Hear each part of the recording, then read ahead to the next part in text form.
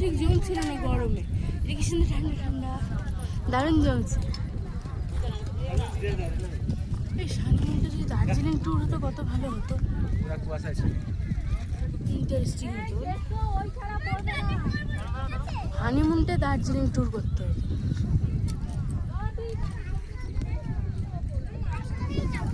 ও পুরো এসি লাগে কোথায়?